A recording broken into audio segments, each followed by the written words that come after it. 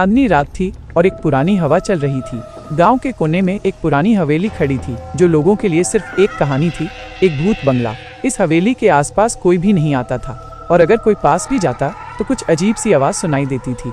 गांव के लोग कहते थे कि इस हवेली में कुछ पुरानी औरत की आत्मा रहती थी जो हर किसी को अपने साथ ले जाकर मार देती थी। हवेली का नाम था चंद्रलेखा बंगला और इसके अंदर का हर कोने में एक राज छुपा था। हवेली के बारे में सबसे पहली बार उस वक्त सुना गया जब एक पुरानी कहानी गांव के बुजुर्गों ने सुनाई थी। उन्होंने कहा था कि ये हवेली एक समय रियासत के महाराजा की थी। महाराजा का नाम अर्जुन सिंह था और वो बहुत ही कठोर और जिद्दी इंसान था। अर्जुन सिंह की पत्नी चंद्रलेखा एक खूबसूरत और समझदार औरत थी, लेकिन एक दिन महाराजा को यह पता चला कि चंद्रलेखा ने किसी और के साथ प्रेम संबंध बनाए थे। गुस्सा भरे महाराजा ने अपनी पत्नी को मार डाला और उसकी लाश को एक छुपे हुए कमरे में दफन कर दिया। गांव के लोग कहते हैं कि चंद्रलेखा की आत्मा कभी शांति नहीं पा पाई और उसने बदला लेने का विचार किया। ये कहानी हर किसी के जहन में थी, लेकिन किसने सोचा था कि ये कहानी एक दिन सच हो जाएगी। एक दिन एक नए परिवार ने गांव में कदम रखा। मेहता जी, उनकी पत्नी सीमा और उनका बेटा रवि नए घर में शिफ्ट होने आए थे। उन्होंने गांव के सबसे पुरानी और सबसे सस्ती हवेली को चुना जो कुछ ही महीने पहले बंद पड़ गई थी। उन्हें किसी ने नहीं बताया था कि ये हवेली पुरानी कहानियों से जुड़ी हुई थी।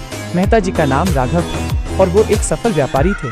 सीमा एक घर के काम में माहिर थी और रवि एक छोटा लड़का था जो अपनी स्कूल की पढ़ाई में भी अच्छा था। मेहता परिवार ने सोचा कि ये उनके लिए एक नई शुरुआत हो सकती है और इस पुरानी हवेली में रहकर अपनी जिंदगी की नई मोड़ पर ले जा सकते हैं। हवेली के अंदर घंटी की आवाज सुनाई देना, पुरानी रोशनी के झिलमिल से चमकना और अंदर एक ठंडा और उदास माहौल था। पहला दिन तो कुछ खास नहीं हुआ, लेकिन दूसरे दिन रवि ने कुछ अजीब देखा। उसने देखा कि एक पुरानी औरत का चेहरा एक दीवार के अंदर से निकलता हुआ दिखाई दिया। उस औरत का चेहरा बिल्कुल उस तस्वीर जैसा था जो हवेली में पुरानी दीवार पर लगी थी। रवि ने सोचा कि शायद यह सब उसके दिमाग का खेल है, लेकिन उसके दिल में एक डर था जो उसे चैन से सोने नहीं दे रहा था।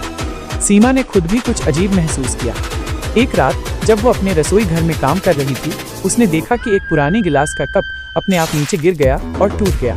उसके बाद एक पुरानी आवाज सुनाई देने लगी, जैसे कोई उसे बुलाने की कोशिश कर रहा हो। सीमा ने अपने पति को बुलाया, लेकिन जब तक राघव आए सब कुछ शांत हो गया। राघव ने इसे कुछ ज्यादा नहीं लिया। उन्होंने कहा, तुम थोड़ा थक गई हो, हर जगह पुरानी चीजें होती हैं, ये सब सिर्फ एक संयोग है।